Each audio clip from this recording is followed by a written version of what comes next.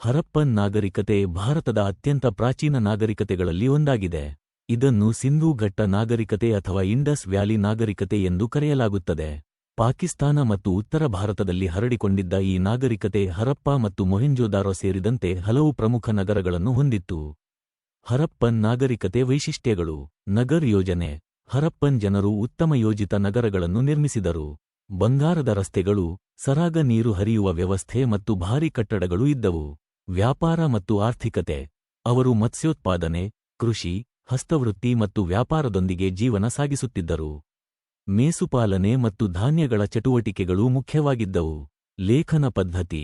ಹರಪ್ಪನ್ ಜನರು ವಿಶಿಷ್ಟ ಲಿಪಿಯನ್ನು ಬಳಸುತ್ತಿದ್ದರು, ಆದರೆ ಅದನ್ನು ಇಂದಿಗೂ ಸಂಪೂರ್ಣವಾಗಿ ಡಿಕೋಡ್ ಮಾಡಲಾಗಿಲ್ಲ.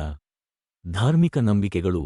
ಶಿವನ ಮೊದಲ ರೂಪ, ಪ್ರಾಕೃತಿಕ ಶಕ್ತಿಗಳ ಪೂಜೆ ಮತ್ತು ಭೂತಪೂರ್ವಜನ್ಮ ನಂಬಿಕೆಯಿದ್ದುದಾಗಿ ಪುರಾವೆಗಳು ಸೂಚಿಸುತ್ತವೆ.